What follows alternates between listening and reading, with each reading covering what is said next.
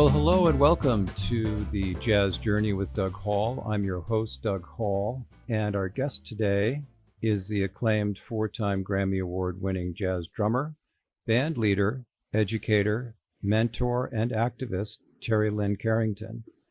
Also the founder and artistic director of the Berklee College of Music's Institute of Jazz and Gender Justice. So welcome, Terri. Thank you. Nice to be here. We're thrilled to have you. And so we're going to have an opportunity today to talk a bit about Terri's recent project, the upcoming release of Trip the Night Fantastic, as well as her focus on the greater need of humanitarian action around the world, and in general, the time we have to talk about her career as well. What I'd like to begin with is just to talk about one release that's already occurred, a song on the upcoming recording, Trip the Night Fantastic. This past Friday, July 10th, Terri's Grammy-nominated ensemble, the Terri Lyne Carrington and Social Science, released the new single Children's Song, a heart-rending ballad dedicated to children across the globe, from the forthcoming album Trip the Night Fantastic, out July 31st on Candid Records. It's a song we'll also play in a moment or two, along with another composition. We'll play portions of both. The second composition is Abolition Song. So, Terri, I just wanted to open by asking if you could share with the audience and talk a little bit about the wider mission and hope your musical group, the acclaimed Social Science Collective, has with its core members, and I hope I pronounce these correctly, Matthew Stevens, Aaron Parks, and is it Morgan Guerin or Guerin? Guerin. Guerin. Morgan Guerin, yes. Morgan Guerin. So if you could just share with the audience kind of the wider mission and hope related to your musical efforts here. Sure. Well, this band started when I was on tour with Matthew Stevens and Aaron Parks. I think it was maybe 2017. And we just started getting together and writing some music and decided on a direction of being socially conscious with the themes of the songs, whether instrumental songs or vocal songs. So we started working on some music, and then the first album came out in 2019 and called Waiting Game, that album. And this is our follow-up to that album. And we continued with it being theme-oriented, regarding various social justice topics. And some of them have carried on from the first album, and some are new. And, you know, life evolves. So, of course, we're going to have some new themes and new things to talk about, but also things evolve with the existing themes. So you have a song like Abolition Song, that's talking about abolishing the punitive justice system that we have in place. Whereas on the first album, we talked about mass incarceration, and, we talked about police brutality. And so the themes are related, but, they expand, we'll put it like that. And so we wanted to talk about other things like the environment. And there's a song called Pet Song, which, even though it's not directly talking about animal justice, it's pointing in that direction and, talking about the relationship we have with our pets. Wow, a wide-ranging, encompassing themes about humanitarian needs, and certainly, quite obviously, in the world today, it's in a fairly desperate situation in many ways. Well, we'll go right into some listening in this portion of the interview. The first composition is Terri's Children's Song with Social Science. And Terri, did you want to set that up a little bit? I know you just kind of talked about the different themes, but that song in particular? Yeah, Children's Song is really something that is very basic in speaking to the rights that children should have globally. It speaks to how children can be mistreated and their environment's unsafe. It speaks to child trafficking, them being in the crossfires of war. And, basically it's just saying, where's the care for the children? There's so many organizations that have been doing great work for children, over the years. So this is just a way of, you know, just kind of naming some countries that really have to do better with the welfare of their children. Right, right. Okay, well, we'll segue into listening to a portion of children's song.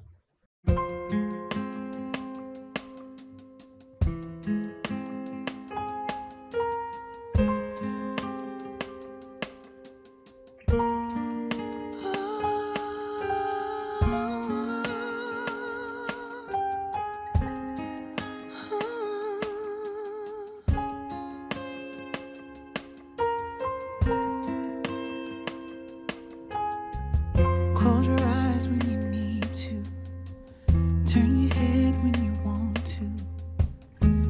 Thinking that it's not your problem. The rest of the world can solve them. 'Cause it's too much to handle. Say a prayer and light a candle. But everyone is someone's child. Free the children of Palestine. Promises, goals, and dreams. Unhinged by a new regime that separates parents from children. To hell for that kind of sin. Silver spoons are living carefree. But looking in a mirror ain't easy. So don't be cold as ice. Too many lives sacrificed. Little girls lied to and victimized by grown men who fetishize. Power hungry, scorched by greed, with no care for others' needs. You might get over for a while, at a price too great for a child. Can't see the forest for the trees. A damn shame if you ask me. Close your eyes when you need to. Turn your head when you want to. Thinking that it's not your problem. The rest of the world can solve them. But everyone is someone's child. Free the children of Palestine. They're crying and dying on the West Bank. Dreaming for freedom in Benin. Oh, crying and dying in El Salvador and South Sudan. Dreaming for freedom in Somalia and Syria. Crying and dying in Myanmar, China, and India too. Fighting for freedom in America, on the borders of Mexico.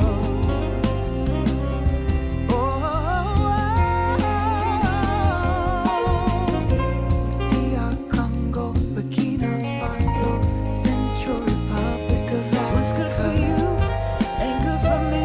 The babies are crying. Where is the love? Our brother's keeper is a state of mind. Don't need the Bible to care and be kind. Wow, Terri, that's a very powerful, emotional song. That reminds me that there's so much going on in the world and the media. We get assaulted by, here's an image of war, here's an image of catastrophe, here's an image of widespread famine. And then here we have more of an individual sort of reflection on, here's the actual sort of detail of this, more so, here are the places, here are the hot spots, here's what's happening, here's the effect. I think we get overwhelmed, particularly in our times currently, by a mass sort of media blast, and you don't get down to kind of the granular level of what's actually happening on the ground, as it were. So thank you. Yeah, thank you. Yeah, that's the power of music, you know, to be able to tell a story and hopefully tell it in a way that hits home to people and, you know, makes us pause and not just absorb our information through the news and other media, but to also just kind of personalize it to some degree. Yeah. Well, our next cut is Abolition's Song. And again, we'll listen to a portion of that. Terri, did you want to set that up a little bit for our audience? Sure. The idea of abolition, which is like third wave abolition, which really talks about thinking about a whole new system. And that's really hard for a lot of people to wrap their brains around. It was for me for a long time, until I really just came to the conclusion that, yeah, if everybody had what they needed, we wouldn't need such a system, not the way it exists right now. If people were economically taken care of and their basic needs were met, living needs, and which also includes education and so many things, maybe we wouldn't have the same issues if people's health was taken care of, mental health and all of that. Which obviously there's a lot of people incarcerated that are dealing with mental health issues. So I think we have to understand more and have more just love for humanity, and not think about, let's just put these people away that have broken these rules, and start to look more at why have people done what they've done, and think about transformative justice opposed to the punitive system that we're in. Right. Very well said. Well, let's have a listen to a portion of Abolition's song.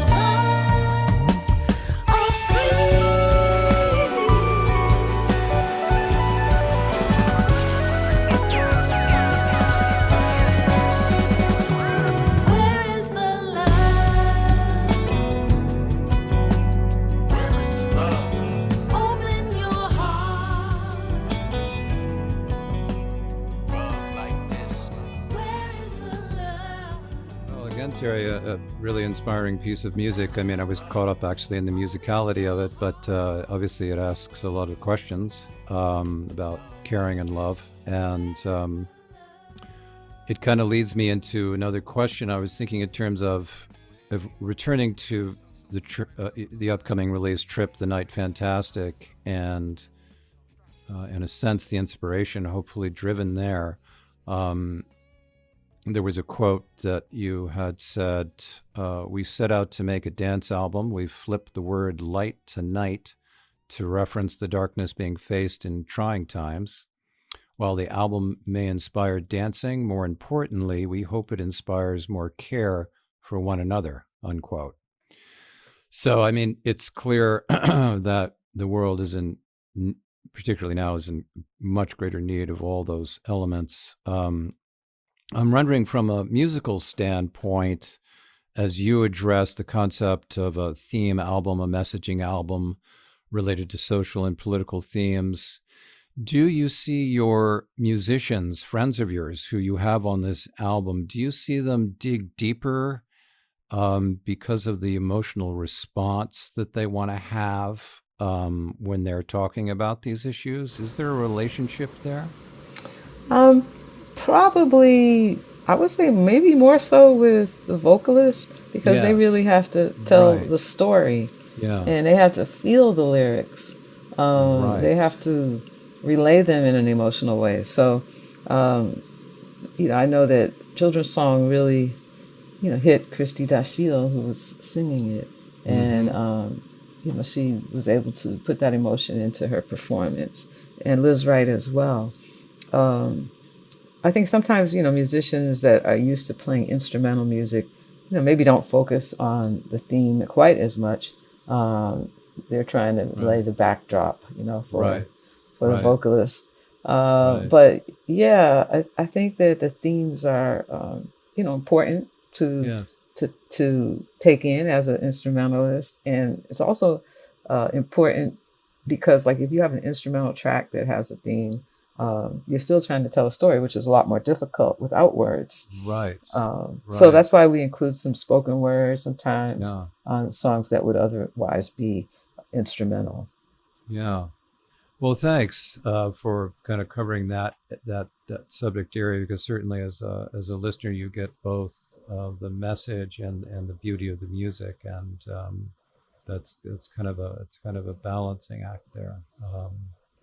I was thinking, and this just came to me as I was trying to prepare questions. I mean, I'm old enough, unfortunately, to go back to the "We Are the World" collaboration with Michael Jackson and Bob Geldof in 1985, a charity single for Africa that sold millions and had 46 superstar singers and musicians.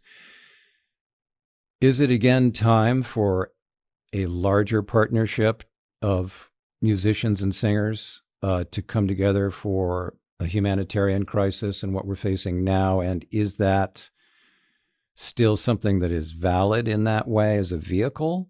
And I know I'm asking two questions here and maybe a third, but and can a collective action occur within, say, the divisions that we have now in the United States? Is there a collective action that is valuable? From your view? Yeah, I think collective action is always valuable. Collective work is what gets things done, more than individual work. So yes, I think it would be great to have something like We Are the World come together again and, make a big statement from the music community, because music is so powerful in rallying people together and, sharing collective ideas. So I think that's a great idea. I'm actually surprised that more hasn't happened so far with that.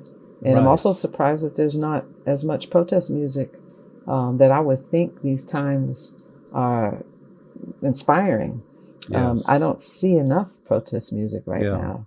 So hopefully it's in the works and it'll start to come out more and more. And hopefully somebody, like a Quincy Jones would be able to gather a lot of people again. So hopefully you're onto something there. Yeah, well, I've been thinking in those terms and hope so too.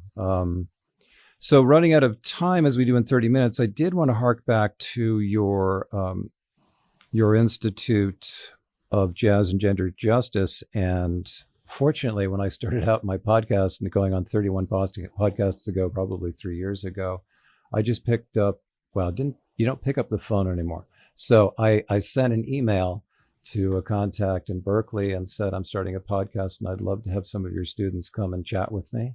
And he said, that sounds fine. And so I had students from your institute and from Danilo Perez as well. Mm-hmm. And I mean, they all expressed how critically important it was to them personally and musically, the support, and they used the word friendship with the musicians and professors and instructors that were there. So I'm just going to ask you, as the founder and director of the Institute of Jazz and Gender Justice, can you talk briefly about what you see these programs offer to young, developing, gifted students? I think it does offer mentorship, which is important because jazz is an apprenticeship art form. You need this kind of interaction and also playing experience, whether on stage or in a classroom, but you need to be able to play with people that have a lot more experience than you. Right. And I think that nowadays there's a lot more people that are kind of in the field of playing jazz, a lot more teaching that are not just teachers. And I think that that's a great thing, because it seems like everybody now wants to teach, or, you know, you have to get a master's degree to teach. And so you have a lot of great musicians that are touring and making records that are also teaching. And I think it's becoming a way to replace the old school way that this was done, which is like you just get a gig, you're on the road, you're hanging out with all these great artists and you're learning the ropes that way. And now jazz education is in some places offering this, which is great. So I think our institutes are good examples of that, because we bring in a lot of people in the field. You know, we have a lot of guest artists that come through.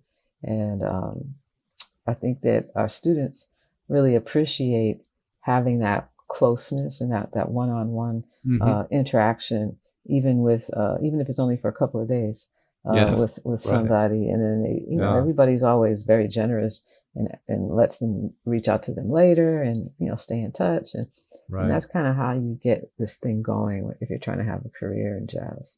Yeah.